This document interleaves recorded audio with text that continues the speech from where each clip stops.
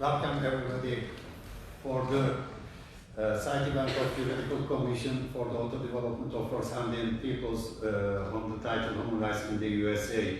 We are all, I've got two more speakers, but Mr. Ambassador Roland and Dr. Cortez Dobler, they are in room 20 for intervention. So we hope that they will come in a short time, but nothing is exact in room 20. So we will begin together. So on my left, and I hope the right will come, Mr. Leon. He is my long-life friend, and he is the Minister of the Foreign Affairs for the Hawaiian Kingdom and prominent advocate and spokesman for Hawaii's independence. Mr. Sui is a frequent participant at the Human Rights Council, the Committee Against Racial Discrimination and other UN bodies. He is working to build relations between the Hawaiian Kingdom and other states. He is the chair of the Decolonization Alliance based in New York City and was nominated for the 2017 Nobel Peace Prize. And along with Dr. Gusero. Yeah, we are nominated for the reason of West Papua.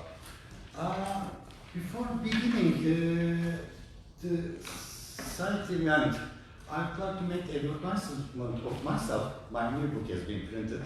This can be interesting because for the first time I do believe that I have proved a material mistake of the International Court of Justice in its decision.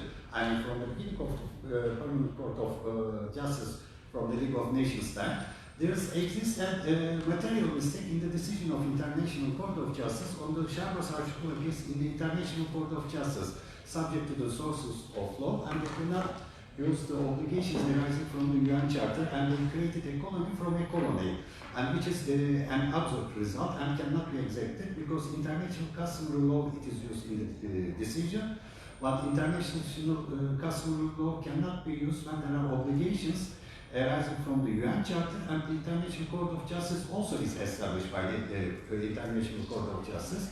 And if the International Court of Justice uses the source of law arising from the threat obligations from the UN Charter, then the existence of the United Kingdom, that is the British Indian Ocean Territory, will be a military occupant. And in this reason, the advisory opinion will change its statute and it will turn to a binding decision. And there can no derogation is permitted from the obligation arising from the UN Charter. I would like to begin the site event to human rights in the USA, but with a different concept, especially when we are now having some tragic events going in Venezuela. In fact, this is the concept of sanctions. In fact, this is a principle, but we have got the example of the United States, but there are some wrongful acts, I mean international wrongful acts of the international organization. It first began by the UN Security Council resolutions on the sanctions against Iraq, and these UN Security Council resolutions killed so many people. I mean, UN duty is to protect the right to life, but with the sanctions and with the embargo, so many innocent people were killed because of health reasons. And when we come to the sanctions now made by the United States of America against Venezuela, the thing is that this is a violation of human rights inside the United States of America, and it should be taken to the UPR of the United States of America. I mean, because the principle of no harm is breached only when the state of origin has not acted diligently. As many as 40,000 people may have died in Venezuela as a result of US sanctions also means violation of human rights inside the USA within the concept of transboundary harm. This should be well investigated, as I mentioned, during the UPR of the United States of America to protect right to life. When we say to protect right to life, it is the obligation coming from the UN Charter. General Command number 36 of 2018 on Article 6 of the International Convention on Civil and Political Rights on Right to Life, in paragraph 3, General Command of the UN, the right to life is a right which should not be interpreted narrowly. And paragraph 7, it is written that state parties must respect the right to life and have the duty to refrain from engaging in conduct resulting in arbitrary deprivation of life. And most importantly, in paragraph 22, the states must also take appropriate legislative and other measures to to ensure that all activities taking place in whole or in part within their territory and in other places, subject to their jurisdiction, but having a direct and reasonable forcible impact on the right to life of individuals outside their territory. In General Command number 36 of 2018, in paragraph 22, it is openly expressed that if you are to make a sanction, you have to make due diligence. And if your due diligence is not being made, you are responsible because the decision is taken in Washington. And the monies of Venezuela is taken in custody in the United States of America. And the result is the dying of the people in Venezuela because of the sanctions. So this is a human rights violation inside the United States. Now, as we prepared I prepared some questions, but still waiting. I will try to give the panel to Mr. Leoncoelho, and what I would like to say is that Alaska and Hawaii, there exists an international lawful act of United States of America, as well as United Nations. I am telling so much mistakes of United Nations. I think United Nations will not like me. But the thing is that Kingdom of Hawaii is a subject of international law today. And I do believe that Alaska and Hawaii will be the future member states of the United Nations. It depends on the matter of time, because we are acting against the implementation rule of law. And this rule of law is not originating as the peremptory norms or Jacobian norms of rule of law. Today's existing rule of law, and I will give the panel to Mr. Leoncoelho soon, but I would like to ask a question to you. Understanding that at the heart of the dispute is the claim that Hawaii and Alaska are integral parts of the United States, also this is accepted now in a way by the United Nations. In that sense, what are the human rights issues presently occurring in Hawaii at your home? Okay, mahalo. Aloha. Aloha, aloha I mai o ko I maluhi a hoi ke kua e ko ka ko makua e ka haku I Yesu a me ka uhane e hemolele. I greet you from the Hawaiian Kingdom. I actually live there. I come to Geneva fairly often to speak here at the Human Rights Council and for some other meetings that are going on. And some of you may not know too much about the background of Hawaii, but as my friend Mehmet said, Hawaii is a matter of international law. The Hawaiian Kingdom existed as a sovereign state prior to the United States takeover in 1898. There was a coup in 1893 that was a regime change supported by the United States. And then the United States took over from that regime change in 1898. So we have been living under an occupation by the United States. For many years, the United States deceived the world into thinking that Hawaii was acquired lawfully, although there is no evidence of any lawful acquisition. It was all done by deception and by just might, by the United States military being present in the Hawaiian Islands and taking over. So as a result, in the last 40 years, we have been actually piecing together our history again and finding out that we actually are a sovereign, independent nation in continuity. Hawaii had been recognized by the world during the 19th century as a sovereign country, starting with Great Britain and France in 1843. So this is the 176th anniversary of the formal recognition of Hawaii as a sovereign state, on par with all the sovereign states of Europe at the time. So we had 46 treaties with other nations. By the end of the 19th century, we had 46 treaties, and we had over 100 diplomatic legations around the world. So Hawaii was a very much involved, independent state operating fully as a sovereign nation. So when the U.S. took over, there was a concerted effort on the part of the United States to falsify records. And that's why we all came to understand or believe that Hawaii was part of the United States. And one of the things that the United States did was in 1946, was to inscribe Hawaii to the list of non-self-governing territories under the decolonization process that was being formulated at the time by the United Nations. And then in 1959, an act of trickery, the United States informed the United Nations that Hawaii had become a part of the United States, had become integrated into the United States as the 50th state of the United States. And they claimed that there was a referendum that was held in Hawaii and that the people had overwhelmingly agreed to be a part of the United States. We are challenging that right now. So I'm going to back up with just a little bit of background, and I'll come back to that point in a bit. But so the status on the ground right now is that Hawaii is in a state of flux. That is, for the last 20 or so years, we have not only identified who we are, but there are people, many people are beginning to reassert that identification as Hawaiian nationals, not U.S. citizens, as Hawaiian nationals. So there have been many opportunities on our part, and we've created some of them, to assert this nationality. So one of the things that's going on right now, today, was a demonstration that started 2 months ago. And actually it started years ago, but there's this particular one that actually,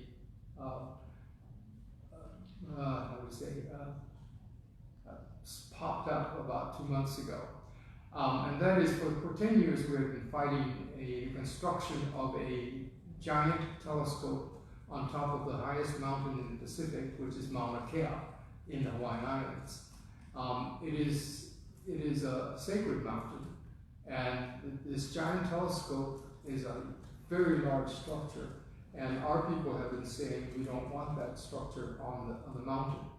However, the state government, which is part of the United States, insists that they have the authority to lease that property out for a multinational effort to build this large telescope. And it's going to be the largest telescope in the world. But we Hawaiians are saying enough is enough, that so much has been done to our country without our consent, including being incorporated into the United States. But a lot of development that has gone on in our country has actually harmed our environment, as well as displaced most of the Hawaiian people. And so Hawaiians have lost control of our lands and our territories and our resources. So what we are saying is that those resources need to be returned to the proper government, the Hawaiian Kingdom, which is a nation in continuity. And the United States, of course, differs from that and is trying to continue on its way with militarization and development and things like that. And we are saying that enough is enough. So this demonstration occurred on the mountain, and it's an ongoing demonstration, and thousands of people are involved in blocking access to the mountain so that the construction cannot start. Even though they have all their permits and everything else, they cannot start. And the showdown, or the face-off, the standoff, is between the state of Hawaii and its law enforcement that wants to assist the consortium to build the telescope, and so they want to clear the way for its construction to start. And we Hawaiians are standing in the way of that. And this is not just a native Hawaiian effort, although that's the main principles are because of our cultural and religious heritage. But it is an effort by many people who identify themselves as part of the Hawaiian nation, as part of the Hawaiian Kingdom. So, so this is where the stand-up is. So what's going on the ground is that the idea of returning to a sovereign state, the Hawaiian Kingdom returning as a sovereign state, is very much a growing idea in the Hawaiian Islands, and now many more people are participating in the activation of that. So that's what's going on the ground. Yeah, thank you. Before asking a question, I would like to say maybe a funny story to everybody on getting independence to change to UN Security Council resolutions on Cyprus. And the funny part is that, in general, when people ask for independence, the country criminalized them or punished them.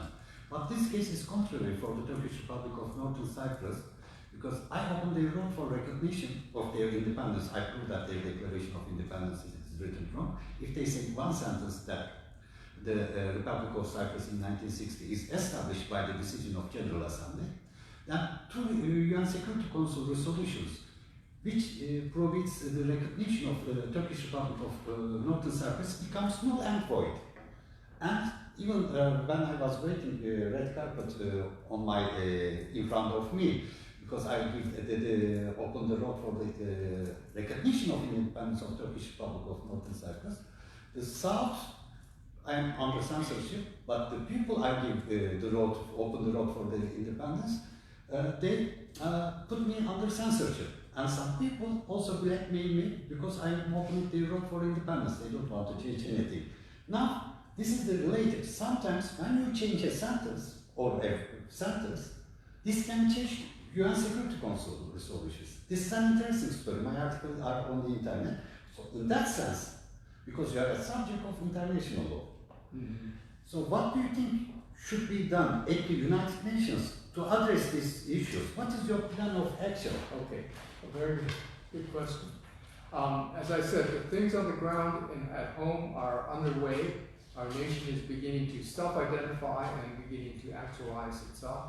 But we have been also involved or engaged at the United Nations for about 40 years now. And in the last 10 years, we have begun to identify what we might be able to expect from the United Nations. And it's very difficult for us because of the United Nations' complicity in the recognition of Hawaii as a state of the United States, which occurred in 1959. And our friend here, Barnes, has just arrived because, when I mentioned 1959, there was a resolution passed by the General Assembly, 1469, in which the United Nations accepted the report of the United States that both Alaska and Hawaii had held referenda and had agreed to be part of the United States. And so this is the contention that we had. And one of the main, how would you say, the main pillar of the United States claim to the Hawaiian Islands is this deceptive, this trick that they played on the United Nations. That the United Nations actually bought into the false report of the United States, that Hawaii and Alaska had joined the United States. So our strategy has been, we have been trying many, many different things, or looking at many different things, and realizing that a direct confrontation, either through the world courts and others, would be, would go through the Security Council or something like that, would be stopped, blocked by the United States because of their position and the prerogatives as a sovereign state. So what we have decided to do from Hawaii is to look at the United Nations and find out, and not only find out, and to approach or to address the error that was made by the passage of 1469, Resolution 1469 in 1959. And to have we're calling for a review of that particular action by the United Nations. And we're simply calling for a review without any kind of a preconception or a expectation that what it's going to show. Maybe because we have, in our speaking with states, that would be potential backers of such a resolution. The states did not necessarily think it wise that they confronted the United States over the issue or confronted the United Nations over the issue. So the idea is to simply review the procedures that occurred in 1959 and trusting that in a review, then the discrepancies and the illegalities and the misdirection and all that and the fraud will be exposed. So that is what we are concentrating on here. And welcome, dear Mr. Roland. I'd like to introduce Ronald Bars. He's a life friend of mine as well. He's the director of the Foreign Relations Tutanak Elders Council, chair of Indigenous Peoples Nations Coalition for Alaska. Ambassador Barnes resides in Geneva and he is the head of mission for the Alaska decolonization movement. He has been working tirelessly for nearly 30 years in advocacy for the rights of the indigenous peoples of the Alaska, or at the same time we can say the First Nations. So, how can I say, can you tell the human rights situation now in Alaska also related with the long decolonization process? What do you think should be done in the United Nations address to these issues, and what is your plan of action? I ask 3 questions at the same time. Well, of course, thank you for putting together this panel, and thank the NGO. I just gave an intervention, Mr. Semonyana, and he has taken the place of Alfred Desaias. He's he holds a seat right now as independent expert on the promotion of a democratic and equitable international order. So, of course, as Leon stated, Alaska and Hawaii were placed on the list of non-self-governing territories. We were removed in 1959 in the General Assembly Resolution 1469. And of course, I don't know if, since I came in late, if he said anything about what Alaska or some of the content of this resolution that we object to.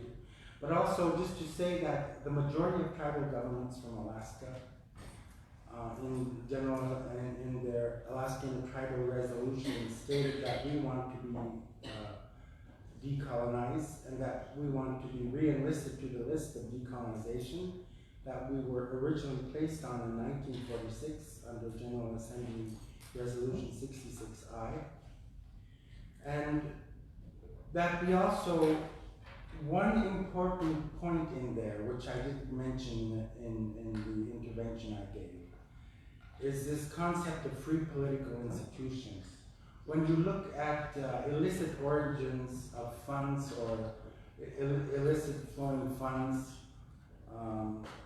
what you see is that when they extract resource and they take these funds, Alaska has a huge fund, and I'm sure Hawaii has one too. This is based on 21 oil leases that they made an agreement with. So what we want to do is re-enlist, be fully recognized with our international legal and political status. The United States had an agreement with bilateral agreements with Hawaii, but why did Alaska get listed, and why is it unfinished business? Because the United States denied to monarchy of Russia that they had acquired Alaska, and then they bought it. So a UN report came out and said the 1867 treaty granted me the title of jurisdiction. So we have submitted shadow reports. We have submitted to the Universal Periodic Review. We're successful in that we got an independent expert to recommend that we be re-enlisted, and we got the Universal Periodic Review, the second cycle. So our next step is to go to the Decolonization Committee, but we have to get past the hurdle because we have to null and void 1469. What is so problematic about Alaska is that in 1955, the Supreme Court, and let me read out the paragraph as was written in this summary that I wrote up in Diva International magazine, which states that, and I'll just read you a portion of the paragraph. The United States Supreme Court instituted doctrines of superiority and racial discrimination in law and policy by the Tehitan of the United States of America, making it clear in footnote 18 that, and I quote, this purpose and acquisition and its effect on land held by natives, and in brackets, because this is in reference as a comparison with the Philippines, was distinguished from the settlement of the white race in the United States, where the dominant purpose of the whites in America was to occupy the land.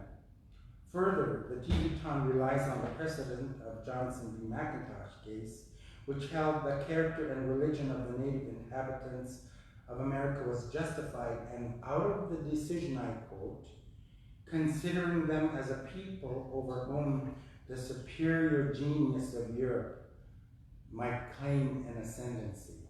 The superior genius of Europe might claim an ascendancy.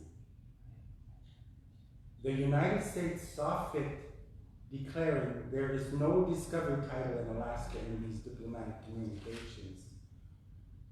And in 1945, in the same article, the Secretary of State stated that Article 73, some of the content in there was specifically against doctrines of superiority. So they instituted apartheid, and we literally had no natives, no dogs allowed in Alaska. I have some pictures where there were neon signs or signs in stores or restaurants. So there was a form of segregation, but what people don't understand about apartheid, when you look at apartheid, and when I looked at in the early 50s, the apartheid resolutions that were adopted for South Africa, which developed into the 70s, 60s, and 70s on Southwest Africa, which became Namibia, and also former Rhodesia, which is Zimbabwe today. It's the same thing, because apartheid is reducing the status of those tribal governments in these territories. And this was very interesting in the debate when I looked at the debate of the Fourth Committee when they were removing Alaska and Hawaii. Liberia placed this one amendment which the United States and its allies, Great Britain, Australia, New Zealand, vehemently argued against. And it's just simple. It says, having examined the communications of the government of the United States of America in the light of the basic principles and objectives embodied in Chapter 11 of the Charter, and of all other elements of judgment pertinent to the issue. Now, the very relevant paragraph here, the next paragraph, bearing in mind, and this is what they didn't want, I underlined this specifically, the competence of the General Assembly to decide whether a non-self-governing territory has or has not attained a full measure of self-government as referred to in Chapter 11 of the Charter. There was a big dispute between the African countries and the European countries on this. And why? Because if the General Assembly has the competence to determine this, then they had the right to also re-enlist. And of course, when Mexico made its statement, it stated that there is no statute of limitations for our peoples. And of course, when they so blatantly, as they did with Alaska and Hawaii, not look at the Kingdom of Hawaii or the independent status of Alaska, which the United States asserted, under the Declaration of Friendly Relations, our status still exists. So knowing that all these principles are placed and they are in our favor, Francois Hampton on the subcommission and members of the subcommission agreed that the cases of Alaska and Hawaii are so strong that we have the right, like Palestine, but of course we have 1469 to overcome, to simply ask for a seat in the United Nations and to continue to pursue our status. So as to what we want, of course we want to be re-enlisted, and the obstacle itself is the United States of America, because they threaten. There's, as one state was saying in the debate on universal or unilateral coercive measures, And also, with the existing intervention that I gave, states were talking about, with the promotion of a democratic and equitable international order, that the United States uses the World Bank, and they use many ways to threaten the other states just for talking. Just for talking to me, U.S. has gone and threatened states. What are you talking to Barnes for? Are you discussing political? Are you discussing financial assistance? Because we have this right. And further, we cannot be designated as terrorists. Yes, thank you very much. Dear Mr. Roland, I know that you are talk and you are full, and it's a pleasure to listen to you. But let's make a demo. I mean, there is a thing that is really important that I would like to ask in this question, but I would like to make a remark. The United Nations is formed by the colonial powers, and all the members also they got colonies in a way, like France, United Kingdom, United States of America. And the system is to protect, in fact, colonialism, the UN Charter, and especially Chapter 11. So in this sense, what we can do, and we know that even International Court of Justice legitimized in the first decisions the apartheid in South Africa. And what can we do in this progress inside the UN or in the international level? Because last word I would like to mention, sometimes International Court of Justice can be the enemy of the other side of the world other than the colonial powers, because in a decision in Africa they say that the agreement with the tribal kings and the United Kingdom is not accepted as legal because they are not under equal status. And International Court of Justice used the discovery law and made a racial discrimination. So we have got International Court of Justice supporting some of the colonial powers, and they use the discovery law to give a decision. So in that sense, what we can do with the international level, maybe with the General Assembly. I'd like to address that. The issue with Hawaii is similar to Alaska because of the action of the United States in 1946 and 1959, but it's also different in that Alaska is seeking to be re-inscribed into the list of nations to be decolonized, and rightfully so. But Hawaii is not actually seeking that. Hawaii is seeking to restore its independent status.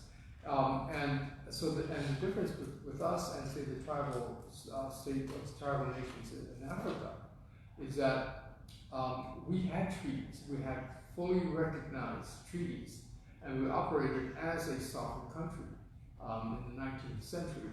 So the difference is that the United States took over a sovereign country illegally, and they have no how would you say?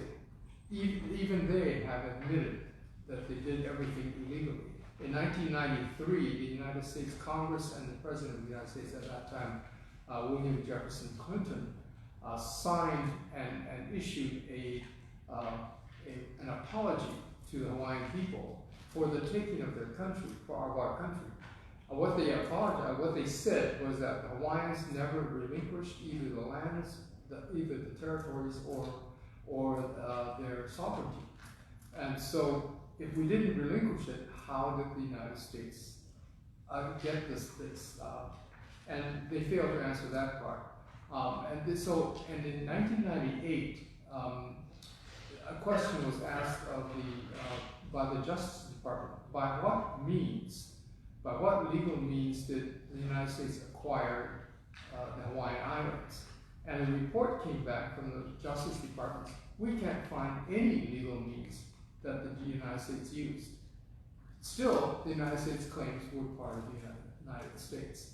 Now, one of the things this issue of DIVA, which came out in January, it's a magazine published here at the United Nations, came out in January. It has an article in it, and it's about Hawaii's celebration of our 176th 175th anniversary of statehood. That is, in other words, of being an independent state. Because in 1843, Great Britain and France had issued proclamations to recognize Hawaii as a sovereign state, on par with their status as sovereign states. And then quickly after that, the United States followed. So we are working as a sovereign state, but one that is being occupied and being suppressed by the United States and its actions. So this in itself is a huge human rights violation, of course, as well as political violation of our rights.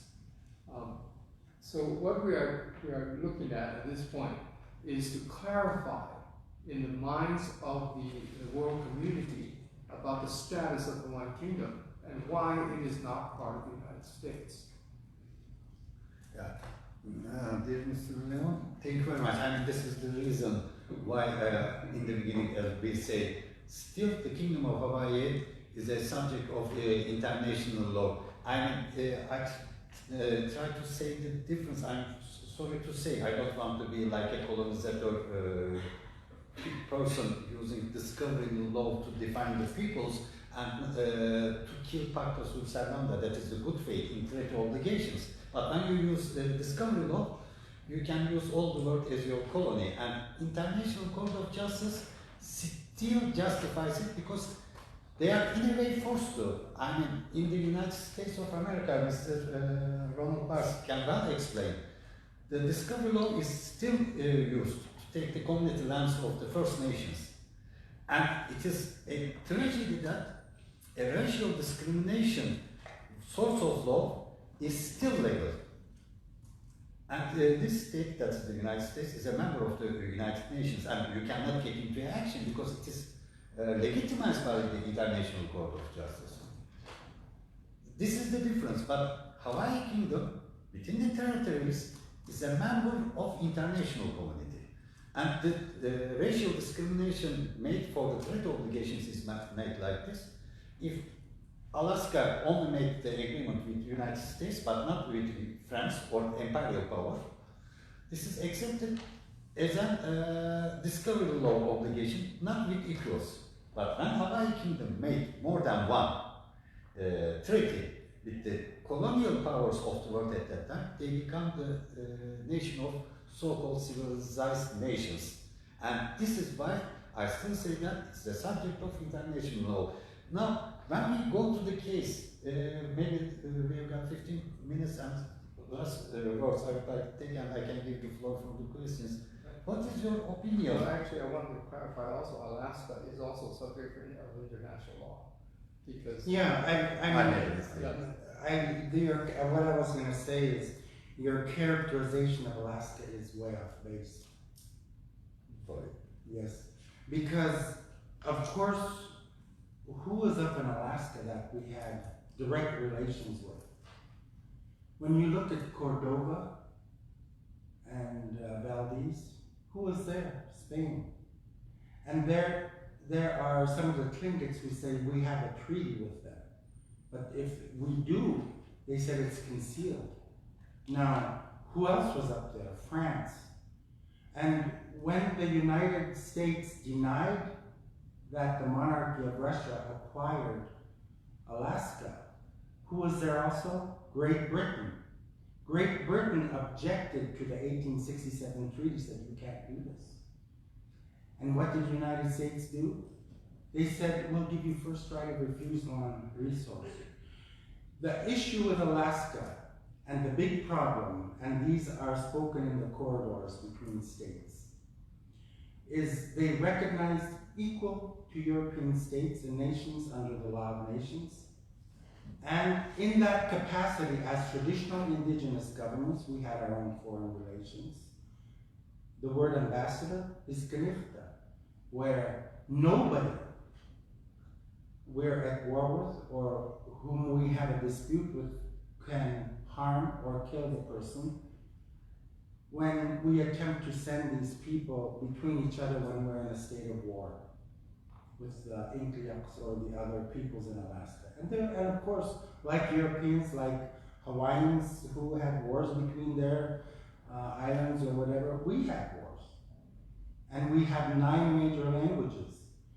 And the status of Alaska, we are subjects of international law, that's very clear. We're a state of peoples. It's what we call a state of peoples. This is reflected in our shadow reports. And if we didn't have this status, why would they, although it says in the shadow report of the UPR, when we say we're a state of peoples, it says we assert that we are a state of peoples.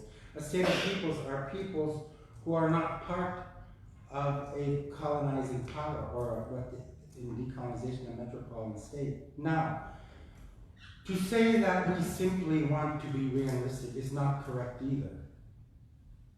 Ultimately, we want a seat on the United Nations, but there's a process. We have to null and void 1469. As soon as that happens, we will be allowed a seat. And then we will have to work for having a seat on the United Nations. In my experience here at the Palais des Nations, there were times in meetings where walking up to the podium where said only states can pick up this document. And I walk up and I assert under Article 1.2 the equal right of self-determination. And so when they tried to deny, 2 states said, if anyone tries to stop you, then they will have to go through me. Another says, and I will back you. And US sitting in the room on the chair, they're sitting there looking and nobody stops me. These are examples where we exercise forcibly our status as peoples, states of peoples. And I'm probably one of the very few, I don't know of any other NGO who has called a point of order in a working group and got away with it. So that's diplomatic powers that is assigned only to states and not to NGOs, and we come as NGOs. So this to make this clarification about what we've done here to assert our status and our right as states of peoples. Yes. Now, for the last 10 minutes, any questions? Can you identify yourself, please? I'm a Democrat from Association for Defending Victims of Terrorism from Iran. I would like to say that as you have stated, mentioned in your flyer of the assignment, the United States is one of the greatest violators of human rights situation in the world. Today, the United States finances terrorism and they sell arms to terrorist groups, especially in the Middle East, and in this way they violate the human rights of a lot of people and kill them. And we can say that we face with a kind of an organization of terrorism. Today, the terrorist groups in the region of the Middle East, they are the proxy forces of the United States. So they work to help the United States achieve their goals in the region. Thank you. Thank you very much. Maybe I can tell something. Any other questions? No? I would like to give his first answer to you. Unfortunately, I mean, the concept, let's put the principle. I mean, there are some missing points inside the system of the United Nations. I mean, because it is made by the colonial powers, as I mentioned. And now what has happened after the Second World War, the road for the proxy wars are opened when the war of conquest is formidable. And the states cannot fight with each other within the concept of UN security system. And then after that, the beginning of the non-state armed groups come in life. I mean, before that, there are the guerrilla movements in the history, like the Balkans and the other against Ottoman empires during the First World War, in the Spanish War. And now it is the time of the proxy wars. When it is the time of the proxy wars, in the beginning it is the national liberation movements, and at the time of the national liberation movements, there were the dirty times. I mean, national liberation movements can kill civilians, and they said that, oh, I'm a freedom fighter, I have got the right to kill civilians. And in fact, unfortunately, it was real till 1994. You have legitimized killing of the civilians when they are so-called national liberation movement. Now, after 1994, it is finished. Now we have to return the mechanism. Then I will return back to you. There is no mechanism still, in fact, other than UN Security Council, that some things can be secured against the non-state armed groups. But in fact, we have got it. I can give you an example of the UN Global Counter-Terrorism Strategy. Even it is an obligation to be implemented by the UN Human Rights Council of Sri Lanka, they give impunity of the terrorism of LTT. Even it is defined as a terrorist organization in Resolution 25/R, and in the 40/R, they give impunity total. And they don't, why the impunity is given, they don't want to create another mechanism other than UN Security Council. This is the Human Rights Council can achieve this. And unfortunately, in this building, people say that we have got the right to kill civilians. Look, Human Rights Council doesn't define as terrorists. And they define and support a terrorist organization like LTT inside this building. And I can tell you, by myself, I got that dress inside this building. So, what can be done? Nothing can be done, unfortunately, in the UN system, if the mechanism is based on the UN Security Council. This is not, in fact, the thing, because when, I can tell you, also when you use the wrong meaning of human rights violations, the United States government has, within laws, can give groups all technology arms, and this is legal. So it's a little bit complicated issue. Can we return another subject of questions, and we can discuss outside? Any other questions on the conversation? The other side of the human rights.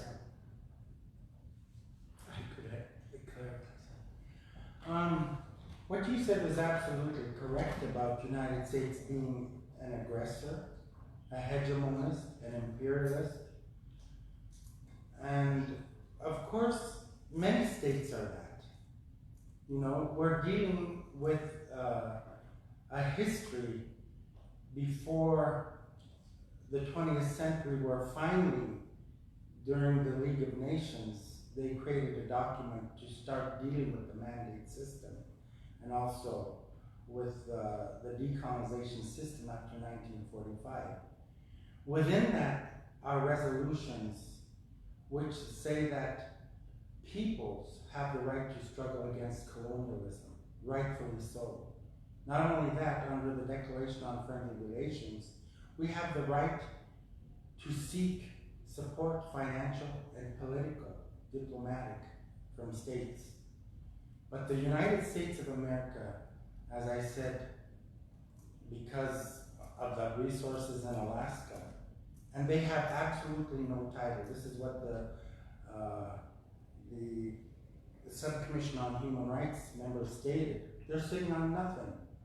They violated their constitution, and this was admitted by the president in the 1803 purchase of the Louisiana Purchase, Article 3, that they don't have the right to increase their territory without the consent of the peoples. Their whole government is based on taxation without representation and consent of the government.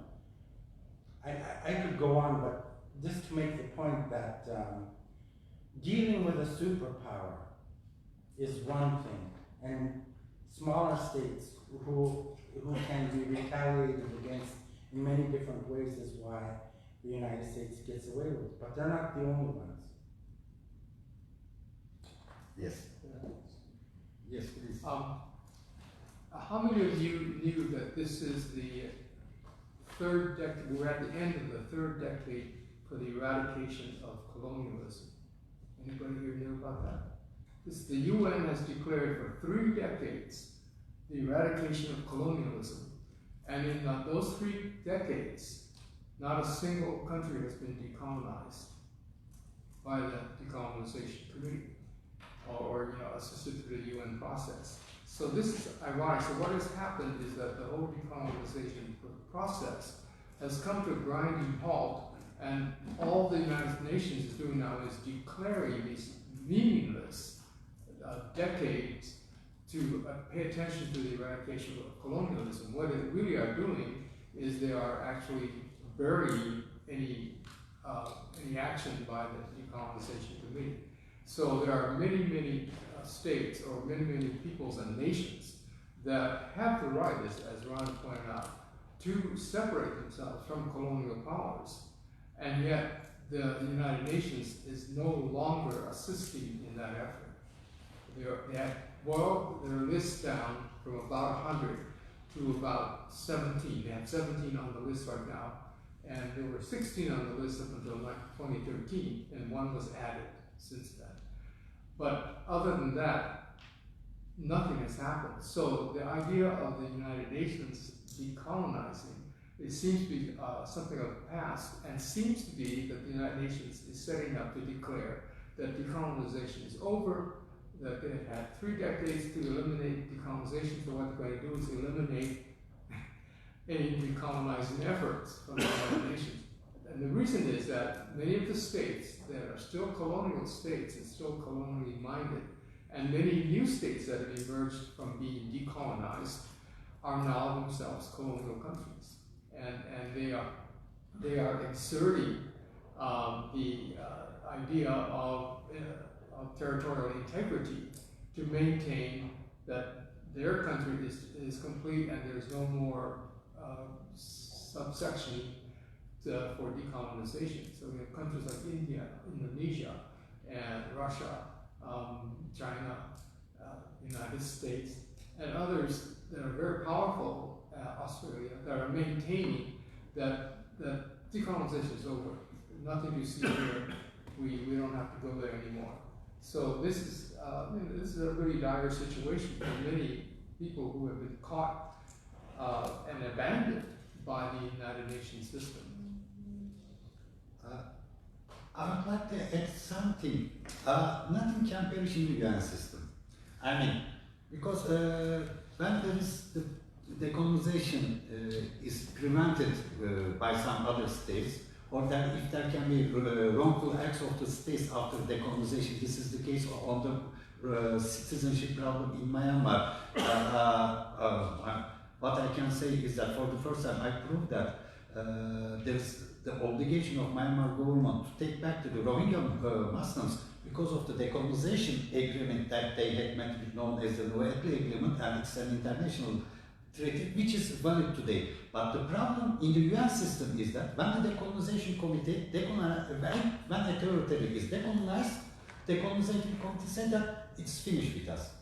And when the state like Myanmar put out of nationality of the people who are forced to be in Myanmar citizens by the United Nations, lost their nationality, there exists the responsibility of the United Nations.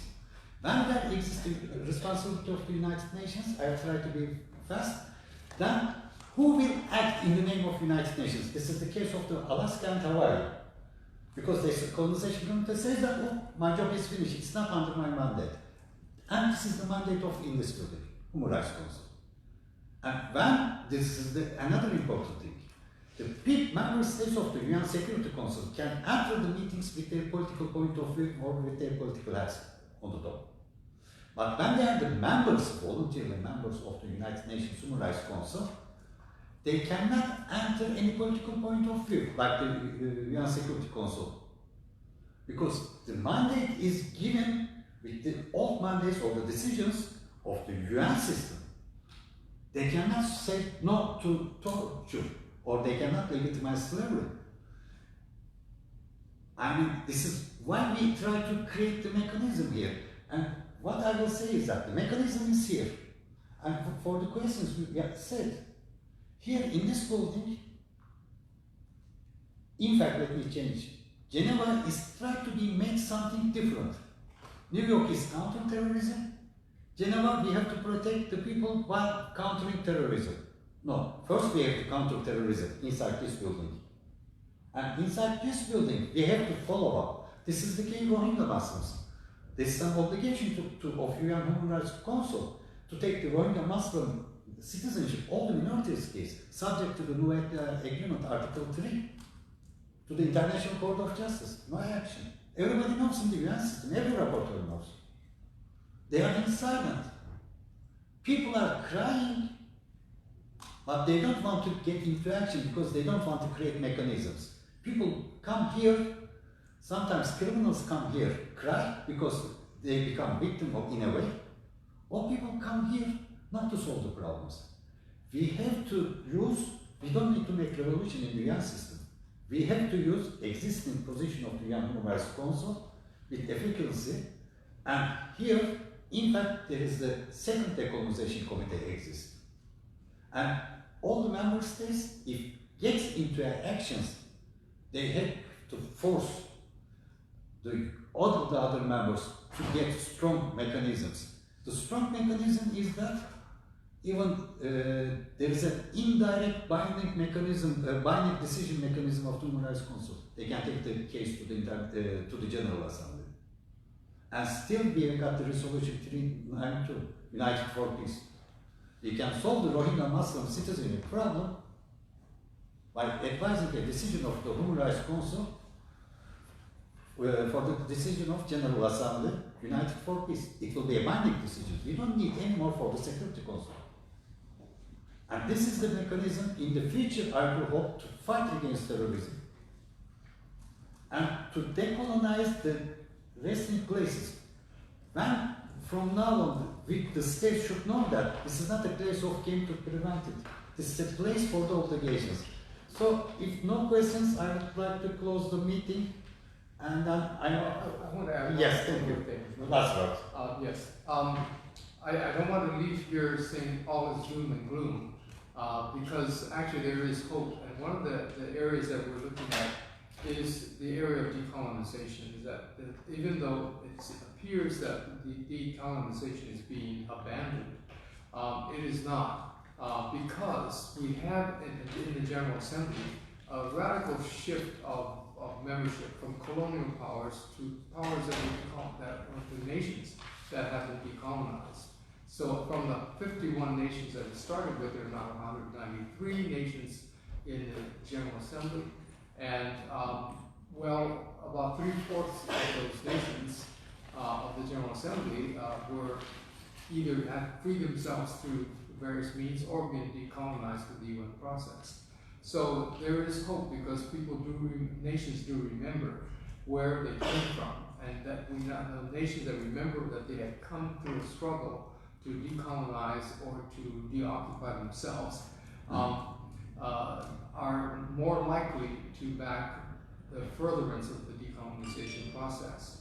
So the General Assembly is the area where we can actually work with this. And one example was, I mentioned the reinscription of one country, and that was in 2013, the reinscription of French Polynesia.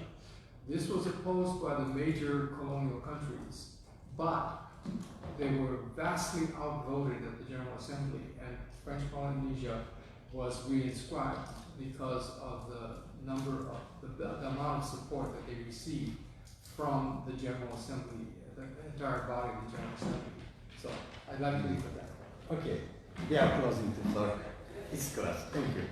Thank you very much. Oh, I have some handouts if you would like them.